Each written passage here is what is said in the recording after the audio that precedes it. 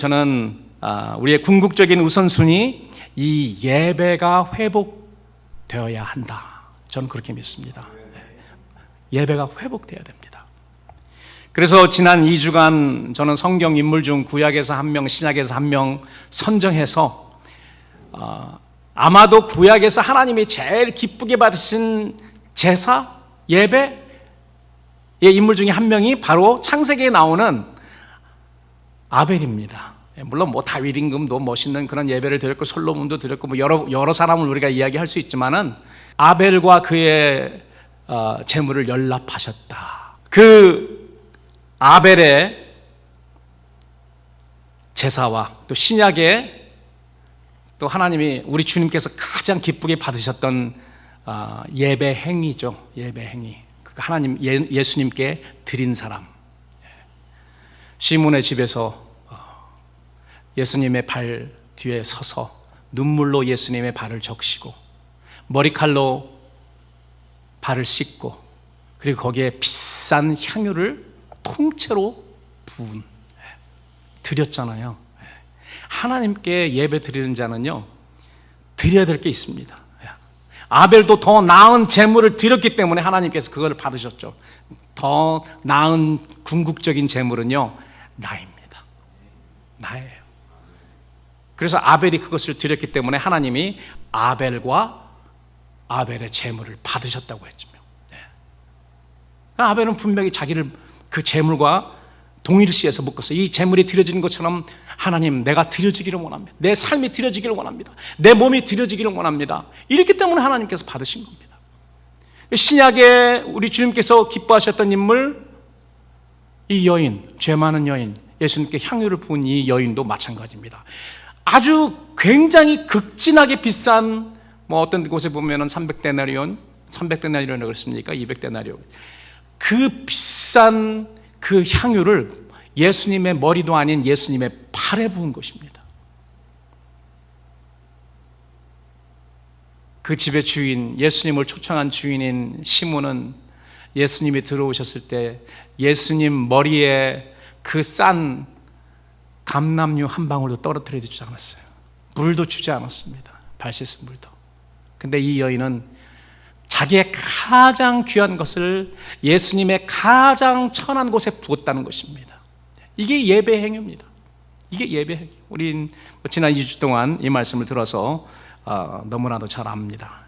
그래서 섬기는 겁니다. 그래서 영어로 예배를 뭐라고 하죠? 예배를 worship service라고 합니다. 섬기는 거. 누구를 섬겨요? 성도를 섬기는 게 아니에요. 착각하지 마세요. 예배는 성도들을 섬기는, 그렇지 않습니다. 예배는요 딱 한 분입니다. 하나님을 섬기는 거예요. 하나님께 찬양하는 것입니다. 하나님께 드리는 것입니다. 여러분과 나의 차이는 뭐냐? 나는 하나님께 드리는데, 하나님께 찬양하는데 앞장서는 사람이고요. 같이입니다. 같이 드리고 같이 찬양하고 예배를 드리는 것입니다. 오늘은 본문 요한복음 4장을 통해서 사마리아 지역 수가성 우물가에 물을 길르러 온 여인과 예수님 대화 가운데 드러난 하나님께서 찾으시는 모범적인 예배, 그리고 모범적인 예배자에 대해서 살펴보기를 원합니다. 사실 구약에 우리가 아벨, 신약에는 이 죄 많은 여인 이렇게 우리가 선정해서 말씀드렸지만은요, 사실 하나님이 기뻐하시는, 가장 기뻐하신 제물을 드린 사람이 있습니다. 누구냐? 예수님이세요. 오늘은 예수님이 이 사마리아 여인과의 이 대화 중에서 어떻게 자기가 하나님에게 드려지는지, 어떤 것이 모범 예배인지, 그리고 자기를 따라올 예수님의 제자들은 어떤 형태의 예배를 드려야 되는지를 요한복음 4장에서 계시하고 있습니다. 많이 열지는 않았지만 우리는 그 속에서 알 수 있어요. 깊이 자세히 들여다보면 하나님이 기뻐 받으시는 제사가 이런 제사구나, 이런 예배구나. 예수님도 이야기하셨습니다. 다 열어놓지는 않았지만 그 당시까지 사람들이 알아들, 내 생각엔 만약에 이 말을 유대인 종교 지도자들에게 했으면은요 시간도 안 돼서 예수님 돌에 맞아 죽었을지도 모릅니다. 왜? 예루살렘 성전에서 예배드리지 말라는 거거든요. 그때가 왔고, 그때가 오고 지금 벌써 왔다, 나로 인해서 오고 있다라고 이야기를 하시기 때문에, 만약에 예루살렘에서 성전에서 제사를 드릴 필요가 없다는 예수님의 이 말씀을 만약에 종교 지도자들이 했다면 예수님은 때도 차지 않아서 돌아가셨을 수도 있고 돌맞았을 수도 있습니다. 그렇기 때문에 별로 위험하지 않은 사마리아 성에 들어가서 별로 중요하지 않은 사마리아 여인에게 이 말씀을 살짝 하셨는지도 모르죠. 제자들 살짝 들으라고.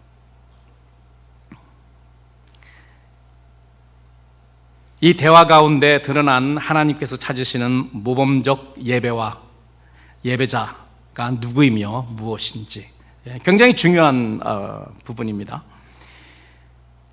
첫 번째로, 진정한 영적 예배는 어디서든 드릴 수 있습니다. 다시 말씀드립니다. 진정한 영적 예배는 꼭 예루살렘 성전이 아니고 꼭 이 예배당이 아니라도 어디서든지 드릴 수 있습니다.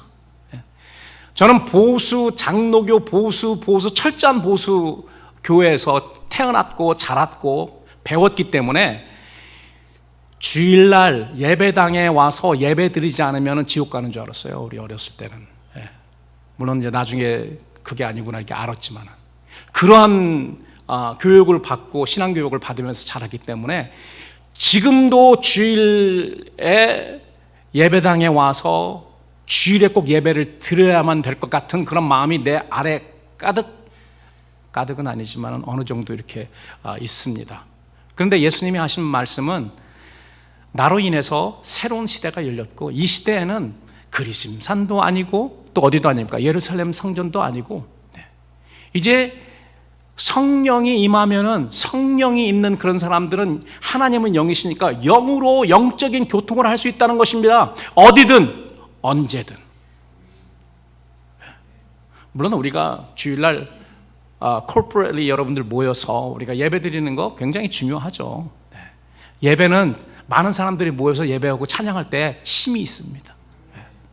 그렇지만 여러 명이 모여야 꼭 예배 드릴 수 있는 것이 아니고 꼭 예배당에서만 예배 드릴 수 있는 거 아닙니다. 그러니까 말씀드렸잖아요. 실질적인 예배는, 실질적인 내가 내 삶을 하나님께 드리는 궁극적인 그러한 예배는 예배당 문턱을 밟고 나가면서부터 시작이 됩니다. 내 삶에서 나를 산제사로 드릴 때, 이게 진정한 예배입니다. 그게 진정한 예배, 하나님이 기뻐 받으시는 예배입니다.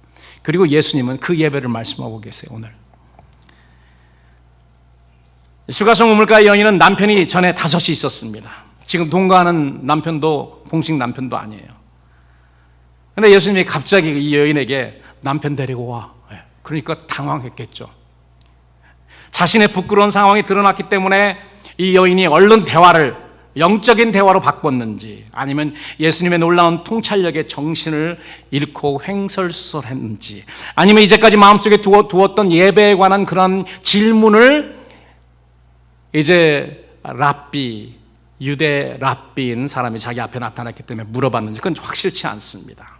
그 여인은 예배에 관한 영적인 질문을 예수님에게 하죠. 사실 이때 제자들은 다 어디 있었죠? 제자들은 전부 다 동네에 밥 구하러 갔습니다. 이 여인과 2명이서 아마도 이런 상황이 자유롭게 이렇게 대화할 수 있는 그런 분위기를 만들어가고자 이런 상황이 만들어지지 않나 이렇게 생각한대요. 첫 번째 질문입니다. 여인의 첫 번째 예배에 관한 질문은 장소였어요. 장소입니다. 뭐라고 물어보죠? 우리 조상들은 사마리아에 그리심산이 있습니다. 이 사마리아 성이 이렇게 빌리지가 있으면은 지금도 그 우물, 야곱의 우물이 있습니다. 그 우물에 보면은 언덕이 이렇게 2개 높은 언덕이 있는데 그 중에서 더 높은 언덕이 그리심산입니다. 아마도 사마리아 지역에서 가장 높은 산일 거예요. 거기에 산당에 이스라엘 왕이 금하죠. 예루살렘으로 가서 자기 백성들이 예루살렘에 가서 예루살렘 성전에서 예배드리는 거, 거기 가면 다 사람들이 그쪽으로 귀화할까봐 못 가게 하고 산당에 그리심산에 산당을 만들어서 거기서 예배하게 합니다. 그게 트레디션이었어요. 그렇기 때문에 항상 거기에 대한 궁금증이 있었을 수도 있죠.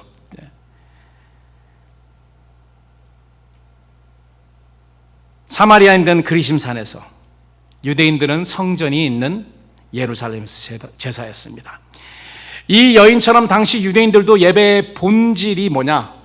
여호와의 법궤가 있는, 그 여호와의 임재라고 생각하는 법궤가 있는 그 예루살렘 성전에서 드리는 것이 예배의 본질이라고 생각했습니다. 그렇기 때문에 이 사람들은요, 예루살렘 성전을 떠나서 하나님 앞에 제사 드리는 거 꿈에도 생각하지 못했습니다. 지난 2000년 동안 왜 유대인들이 제사를 못 드렸는 줄 아세요? 성전이 없기 때문에 그렇습니다. 성전이 없기 때문에. 이들이 재물이 없었겠습니까? 돈이 없었겠습니까? 드릴 수 있는 그런 상황이 많거든요. 그런데 제물을 드리지 못한 건 예루살렘 성전이 없기 때문에. 지금도 그 예루살렘 성전을 세우려고 그 예루살렘 성전 그 헤롯 성전에 그 남은 조각인 통곡의 벽에 가가지고 기도를 하는데 무슨 기도를 하겠어요? 성전 빨리 회복되게 해서 성전 세워지게 해서 그 기도를 할 것 같아요. 왜 그 벽에서 통곡을 하겠습니까? 2000년 동안 제물 드리지 못한 거에 대해서 제물 드리려고 하는 거죠. 여러분, 세계 여러 종교는 특정한 장소를 거룩한 성지로 여기면서 순례합니다. 그래서 우리 예루살렘 성지 순례, 성지 거룩한 지역이라고 해서 순례를 합니다. 그런데 본문에서 드러난 진리는 하나님께 드리는 예배의 본질은 어떤 특정한 장소가 아니라는 것입니다. 예수님으로 인해 도래한 새 시대 제사장들인 그리스도인들은 영이신 하나님께 영으로 예배하기 때문에 물리적인 특정한 장소가 별 의미가 없습니다. 별 의미가 없어요. 오히려 거룩하다고 여겨지는 특정한 장소에서 예배하는 것은 구약시대, 구시대의 임시적인 산물이다라고 예수님께서는 21절에 말씀을 하십니다. 뭐라고? 여자여, 내 말을 믿으라. 다 그렇게 믿고 있으니까, 유대인들이든 사마리아인. 이 그리심산에서도 말고 예루살렘에서도 말고 너희가 아버지께 예배할 때가 이르리라. 지금 도래하고 있습니다. 누구를 통해서? 예수님을 통해서. 새 시대가 오고 있습니다. 벌써 왔습니다. 때가 오고 있다 그랬는데 지금이 이때라 그러시잖아요. 예수님을 통해서, 성령님의 강림하심을 통해서 이제는 하나님께 영으로 예배드릴 수 있는, 영이신 하나님께 영으로 예배드릴 수 있는 그때가 왔다는 것입니다.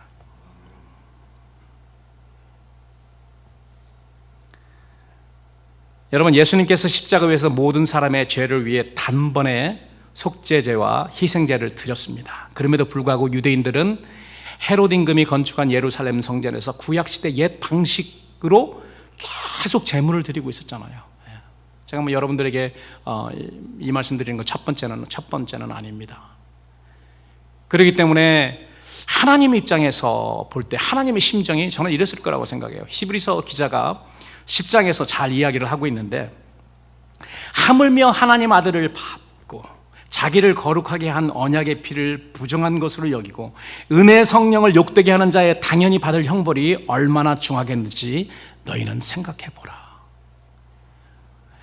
하나님이 예수님을 보내주셨는데 이게 궁극적인 제사물이고, 너희들 속죄, 너희 죄를 사하기 위해서 이 제사, 이 제물 외에는 필요한 게 없다. 이것으로 단번에 once and for all your sin will be remitted. 그렇게 이야기하신 거예요. 한번 예수님의 그 제물로 끝이다. 그런데 그 후에 어떻게 됐습니까? 예루살렘 성전에는 그 이후에도 예수님이 십자가에서 하나님께 드린 궁극적인 그 제물이 바쳐지면서도 불구하고 계속해서 짐승을 잡는, 그러니까 하나님이 굉장히 화나셨을 것 같아. 야, 내가 내 아들을 보내서 궁극적인 제사를 드리게 했는데 그것도 모자라는 듯이 너는 짐승 제사를 계속 그렇게 드릴래? 구약에는 할 수 없었죠. 예수님 오실 때까지 임시적인 방편이었기 때문에. 그런데 예수님이 진짜가 왔는데도 그렇게 하니까 하나님이 화가 굉장히 하나님의 심정이 화가 굉장히, 분노 굉장히 많이 하신. 우리가 여기서 있어요. 당연히 받을 형벌이 얼마나 중요하겠는지 너는 생각해보라. 그래서 예수님이 자기를 드린 그 제사 이후에 AD 70, 주후 70년에 예루살렘 성전이 돌 위에 돌 하나 남기지 않고요, 다 무너졌습니다. 그리고 2000년이 지난 지금까지 그게 회복이 되지 않습니다. 회복이 되지 않도록 하시는 분은요, 하나님이세요. 더 이상 그 예배 제사 드리지, 짐승 제사 드리지 못하도록. 하나님은 그거에 대해서 노하고 계세요. 그 짐승 제사를. 왜? 하나님의 아들 그 제사물을 무시하는 거거든요. 그거 가지고 모자라. 모자랍니까, 여러분? 절대로 그렇지 않습니다.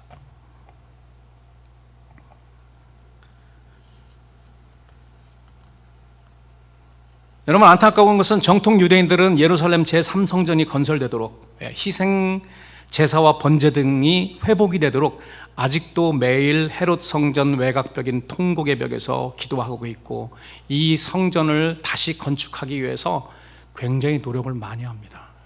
결말이 어떻게 될지 저는 참 궁금합니다.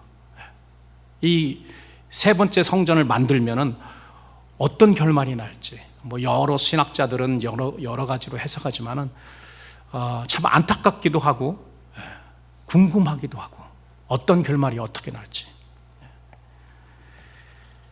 여러분, 하나님은 어느 특정한 장소를 고집해서 예배드리는 것을 별로 중요하게 생각하지 않습니다. 여러분, 팬데믹 때 이 같은 우리의 고집이 산산이 다 무너지지 않았습니까? 주일날 예배당에 와서 예배를 꼭 드리지 않으면 큰일 난다라고 하신 분들이 팬데믹 때는 어떻게 했어요? 자기들이 다 그냥 집에서 예배 드렸잖아. 하나님이 보여주시는 거예요. 장소 별로 중요하지 않아. 저는 그렇게 생각이 됩니다. 어디서든지 성령 받은 사람은 영으로 영이신 하나님께 예배 드릴 수 있어. 내가 이렇게 설교하면 다음 주일날 아무도 안 오는 거 아닌지 모르지. 영으로 집에서 예배 드려도 it's okay.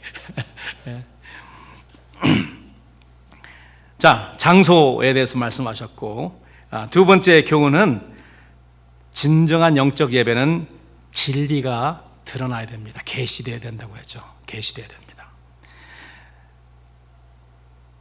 예수님의 말씀에 의하면 장소는 별로 중요하지 않습니다. 그러나 예배가 무엇이든지 그 진리를 알고 예배하는 것과 그 진리를 모르고 예배하는 것, 습관적으로, 관습적으로, 문화적으로 예배하는 것은 천지 차이라는 것이죠. 천지 차이입니다. 어렸을 때 저도 그냥 그 부모님의 손에 이끌려서 습관적으로 우리 집안의 문화처럼 이렇게 예배를 다니고 그렇게 했죠. 뭐가 뭔지 모르고. 지금도 우리가 예배에 대해서 100% 아는 건 아니죠. 우리가 그 나라에 그날 가서 그 예배에 참석할 때 우리가 완전하게 알게 되는 거겠죠. 지금은 어렴풋이 아는 것입니다. 우리가 거울을 보듯, 청동 거울을 보듯 희미하게 보이는데, 그래도 보이기 때문에 우리가 따라서 할 수 있는 거죠. 사마리아인과 대화 중에 예수님은 이렇게 말씀하십니다. 22절, 너희 사마리아인들을 말하겠죠. 알지 못하는 것을 예배하고 우리는 아는 것을 예배하노니 이는 구원이 유대인에게 남이라고 말씀하셨습니다. 이 말을 여러분 언뜻 들으면은 사마리아 사람들은 뭔지도 모르고 예배를 드리고, 유대인들은 뭔가를 알고 예배드린다라고 그렇게 들리죠. 실질적으로도 여러분, 사마리아 사람들은 구약 성경 중에 모세 오경만 받아들였다고 합니다. 선지서도 없고 시편도 없고, 그러니까 신약의 그 유대인들에 비해서 신학이 약한 것은 확실합니다. 모세오경뿐이 없었으니까. 그렇다면 이 말은 유대인들이 하나님을 잘 알고 예배한다는 것이었을까요? 절대로 아닙니다. 절대로 아닙니다. 유대인들 역시 하나님을 안다고 했지만 하나님이 기뻐하시는 예배를 드리지 못하고 있었던 것이 확실합니다. 그러면 예수님께서 왜 우리라는 대명사를 줬을까요? 우리는 아는 것을 예배한다. 우리라는 대명사를 사용하시는데, 이 우리가 유대인이 아니면 대체 누구를 의미하는 것일까? 여러분, 여기서 우리는요, 새 시대 새로운 방법으로 하나님께 산제사를 드릴 그리스도를 쫓는 제사장들, 그리스도 반열의 제사장들인 예수님의 제자들, 즉 그리스도인들을 의미합니다. 이제 내 뒤에 따라올 제자들, 그리스도인들, 참 제사장들, 우리는 알고 예배드린다. 그리고 나머지 사람들은 모른다는 거죠. 사랑하는 성도 여러분, 우리는 만물의 창조주, 주관자이신 유일하신 여호와 하나님을 예배하되, 유다 지파 다윗의 뿌리로 오셔서 우리를 구원하신 하나님 아들 예수 그리스도를 통해서 예배해야 됩니다. 그리고 계시록에 보면은요, 하나님 보호자뿐만이 아니고 어린 양의 보호자가 같이 나옵니다. 그래서 하나님 보호자에 앉아 계신 하나님과 어린 양의 보호자인 그 어린 양에게 모든 만물이 예배를 합니다. 예수님이 살아계실 때 나한테 예배라는 말은 안 했죠. 인간의 모습으로 오셔서 인간으로서 해야 될 그런 일이 있었기 때문에, 인간들에게 모범을 보여주었기 때문에. 그런데 예수님은 성삼위일체 하나님의 한 위시잖아요. 성자 하나님이시잖아요. 그렇기 때문에 찬양과 경배를 받으실 합당하신 분이라는 거죠. 지금도 마찬가지로 우리가 하나님께 예배하고 예수님께 예배하고 이 죄 많은 여인이 그렇게 했던 것처럼 우리는 예수님을 섬기는 것입니다. 우리가 하나님 앞에 와서 무릎 꿇을 때 우리는 주님을 섬기는 겁니다. 세 번째입니다. 세 번째, 진정한 예배인 영적 예배는 영으로 예배합니다. 영으로.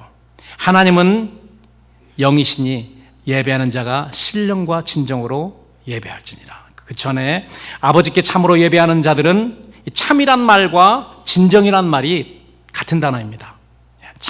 참이라는 말 true, 그 다음에 truth, 이 알레테이아라고 하는 그 헬라어인데요, 참이라는 말과 진정이란 말. 그렇기 때문에 진정으로 예배드리는 건 참 예배입니다. 참 예배, 진짜 예배. 우리나라에서 찐이라는 말 사용하는데 찐 예배예요. 진짜 예배. 예수님이 지금 진짜 예배를, 찐 예배, 참 예배를 인트로듀스 하는 거죠. 이제까지 하나님의 백성들도 구약의 임시 방법인 제사, 짐승으로 제사 드리는 그런 예배뿐이 몰랐어요. 그리고 계속 그걸 드리고 있었는데, 예수님 이제 새 시대가 도래했다. 짐승 제사가 아닌 이제 자기를 드리는, 헌신하여서 자기의 삶과 자기의 몸을 드리는 그러한 제사를 드리는 때가 도래했다는 거예요. 내가 그 시범을 보여주마. 너희들 나처럼 따라와. 예수님은 그래서 십자가에서 모든 삶이 하나님을 위한 삶이었지만은 십자가에서 궁극적으로 다 드렸잖아요. 다 드렸습니다. 사실 그 그림자가, 예수님의 그 그림자가 창세기 4장에 있었던 아벨이었습니다. 아벨도 다 드렸잖아요. 짐승을 들여서 하나님, 내가 나를 묶어서 바칩니다 그랬더니 하나님이 아벨을 받으셨다 말만 한 것이 아니고 나중에 보니까 순교의 제물로 받으십니다. 순교 제물 넘버 원입니다. 아벨이. 그래서 이 구약의 그 순교 제물로 하나님께 바쳐진 그 사람들의 진짜 리얼리티는 누구냐? 진짜 실체는 예수님이시라는 거죠. 그럼 자, 예수님을 쫓는 우리들은 어떻게 해야 될까요? 우리들도 마찬가지입니다. 우리의 삶을 산제사로 하나님께 드리고, 궁극적으로 하나님이 허락하시면 우리의 몸도 하나님께 드리고 우리의 목숨 생명도 드리는 것입니다. 이게 새로운 새 시대의 예수 그리스도를 쫓는 예수 그리스도 반차, 히브리서에서는 멜기세덱 반차라고 하죠. 그 제사장들인 것입니다.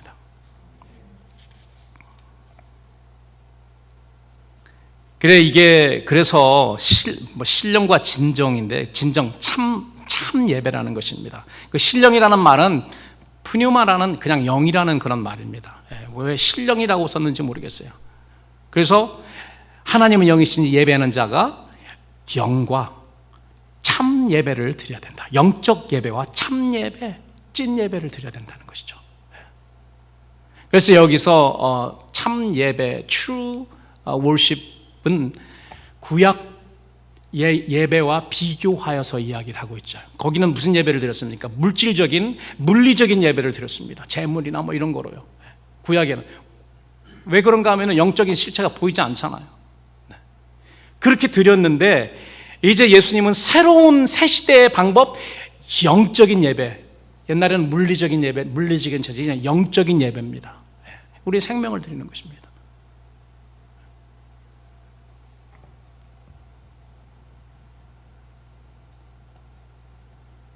그래서 구약 시대에는 물리적인 레위 제사장들을 통해서 하는 보이는 임시적인 그런 예배였습니다. 연약하죠. 뭐 진짜가 있을 때까지는 필요했지만, 그러나 예수님이 소개하는 이 진짜 예배, 참 예배는 이제 영으로 드리는 거예요. 성령을 받은 사람이 성령을 통해서 나를 하나님께 드리는 것입니다. 이 제사가 월등하고 영구적이고, 이 참 예배가 오면 사라져야 될 그 예배는 구약에 월등치 못한 임시적인, 잘못된 건 아닙니다. 임시적인. 그리고 이런 새로운 방법으로 예배하는 자들을 하나님은 찾으십니다. 이렇게 예배하는 자를 하나님은 찾으신다는 겁니다. 하나님이 얼마나 오래 기다리셨을까요? 하나님은 진짜로 오래 기다리셨습니다. 수백 년간 짐승들 죽이고 막 피비린내 나는 사람들이 막 가져오는 그러한 그 짐승 제산물들에 대해서 우리 주님은 역겨워하셨죠. 역겨워하셨습니다. 제발 좀 안 가졌으면 좋겠다. 그런데 이제 예수님이 오셔서 십자가에서 영적인 그런 새로운 방법으로 이렇게 참 예배를 드리고, 그 다음에 예수님의 제자들도, 예수님의 뒤를 쫓는 제자들도, 여러분 우리가 알잖아요. 12제자 다 순교자였습니다. 요한은 산순교자였죠. 자기 삶을 그냥 다 하나님께 드렸던 거예요. 그리고 마지막에는 순교했습니다. 그리고 교회 순교사를 읽으면은 그 12제자의 제자들도 순교를 했습니다. 거의. 뭐 사도 바울도 로마 감옥에서 목배임 당해서 죽었다고 교회사는 이야기하고 있잖아요.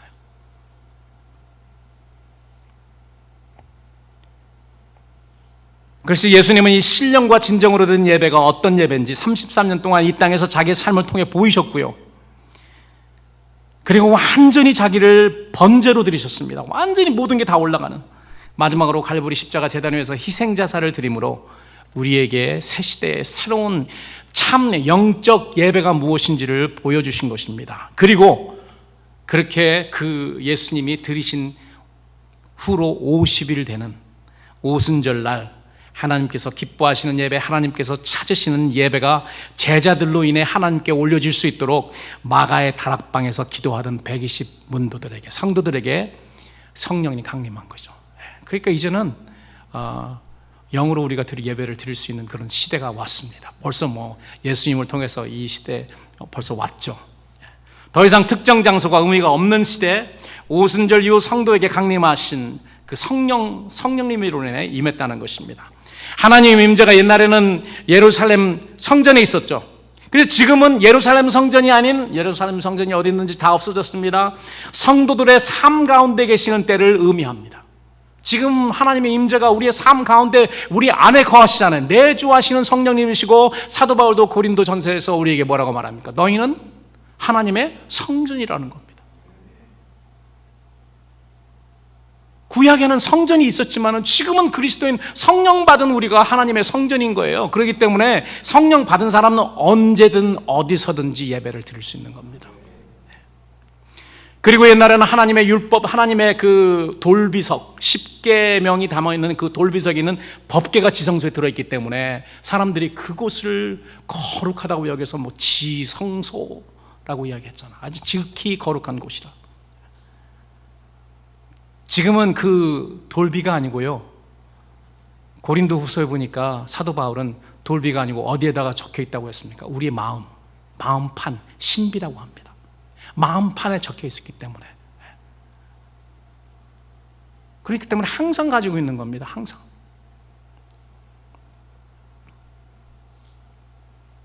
여러분, 제가 어렸을 때만 해도 전화 있는 가정이 그렇게 많지가 않았습니다. 제 기억으로 60년대에는 그렇게 많지가 않았어요. 그래서 뭐 전화 한 통 쓰려면 저쪽에서 와가지고 전화 있는 집까지 왔어야 됩니다. 옛날에 뭐 TV도 그랬지만. 그리고 편지는 우편 배달부를 통해서 배달되는데 서울에서 부산 가는 데도 며칠씩 걸렸습니다. 여러분 아시잖아요. 그렇기 때문에 갑자기 누구에게 소식을 전하려면 뭐를 사용했냐면은 전보를 사용했어야 됩니다. 뭐 죽전 같은 거. 예. 그러면 전보를 사용하는데 어디를 가야 됩니까? 우체국까지 또 가야 돼요. 그 기계 있는 대로 가야 됩니다. 왜 제가 이 말씀을 드리냐면요, 지금은 여러분 우리가 스마트폰이라는 게 있습니다. 이건 뭐 노인들이나 어린아이들이나 다 한 명씩 다 가지고 있잖아요. 그리고 여러 가지 뭐 앱도 있어가지고요, 우리가 뭐 잘 쓰는 카톡 하는 그 카톡도 공짜로 외국에 있는 사람 화상통화까지 할 수 있습니다. 야, 너무 좋은 시대 아닙니까? 너무 미국에 맨 처음에 왔을 때 그 국제전화값이 너무 많이 들어가지고 뭐 1분도 하지 못했죠. 덜덜덜 떨면서 했는데요. 그런데 지금은 너무 좋은 시대에 살고 있습니다. 화상통화도 공짜로 거저 그런 시대에 살고 있는데요. 여러분, 예수님께서 죽음에서 부활 승리하고 승천하셔서 성령님을 우리에게 보내셨기 때문에 성령의 강림으로 인해 우리는 전화국이 아닌 예루살렘 가지 않아도 어디서든 언제든 하나님과 교통할 수 있고 소통할 수 있고 예배 드릴 수 있는 그런 시대가 왔다는 것입니다. 그런데 왜 전화국 가서 전부 치려고 하세요? 있으신데. 그렇잖아요.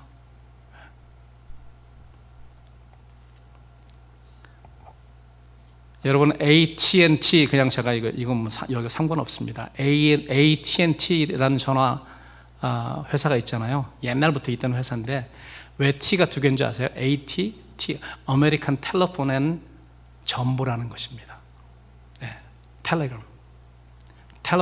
지금 텔레그램 쓰지 않는 시대, 언제 50년 전에 다 없어졌는데, 그런데도 이름은 아직도 AT&T 쓰고 있습니다. 네, 설교는 상관이 없는데 갑자기 생각이 났습니다. 사랑하는 여러분, 하나님은 영이십니다. 그렇기 때문에 우리는 영으로 제사를 드려야 됩니다. 그리고 이 영으로 드리는 제사는 생수의 근원 되시는 주님이 주시는 성령의 생수를 마시지 않고는 절대로 불가능합니다. 그래서 이 예배에 대해서 말씀하기 전에 예수님이 생수에 관해서 이 여자에게 이야기했는지도 모르죠. 성령이 우리에게 임해야 가능한 것이죠. 예수님이 요한복음 7장에도 이렇게 말씀하십니다. 명절 끝날, 곧 큰 날에 예수께 서서 외쳐 가라사대 때 누구든지 목마르거든 내게로 와서 마시라. 나를 믿는 자는 성경 이름같이 그 배에서 생수의 강이 흘러나리라 하시니, 이는 그를 믿는 자의 받을 성령을 가리켜 말씀하십니다. 예수께서 아직 영광을 받지 못하신 거로 성령이 아직 저에게 계시지 아니하시더라. 예수님께서 부활 승리하셔서 승천하셔서 보내시는 것이 바로 보혜사, 또 다른 보혜사이신 성령님이신 거죠. 여러분, 예수님께서 누구든지 목마르거든 다 내게로 와라. 내가 그 갈급함을 해결해 주겠다. 이 초청이 우리에게도 유효합니다. 지금도 유효하고 지금도 그렇게 기다리시고 부르십니다.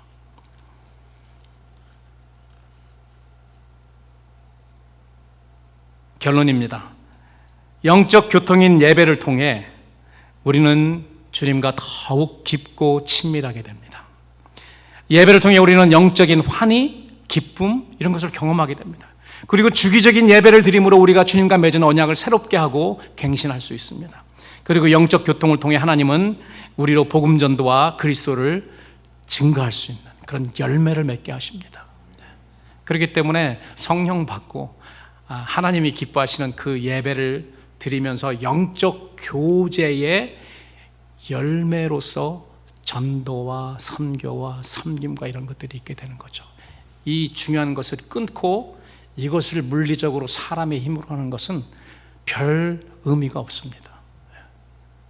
그렇기 때문에 이런 부분들이 다 연결되는 것이라고 우리가 잘 알아야 되는 거죠.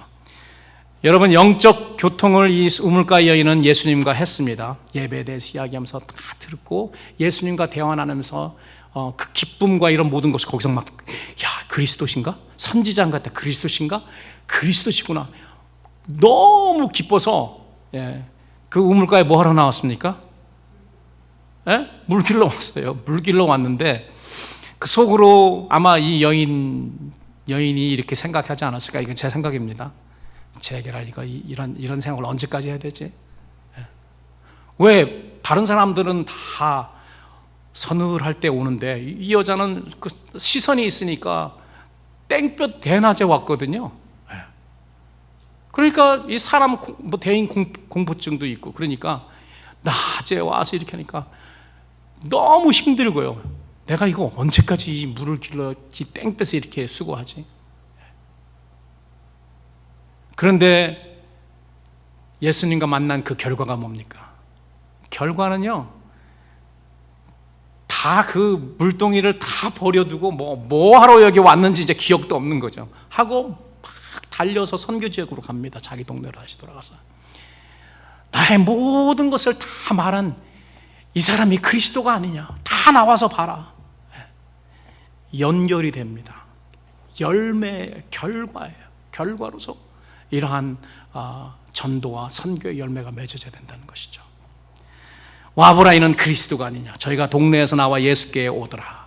그리고 예수님을 모든 사람들이 다 만나고 이 여인 때문에 아니고 예수님의 증거 때문에 사람들이 예수님을 믿게 되죠.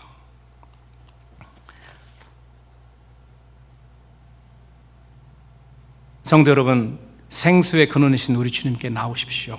그리고 우리 주님께서 주시는 영생하게 하는 생수를 마시고, 그리고 성령으로 이님께서 하나님께서 찾으시는 참 예배자가 되어 성령과 진정으로 영과 진리로 하나님께 예배 드리시는 자가 되기를 우리 주님의 이름으로 축원합니다.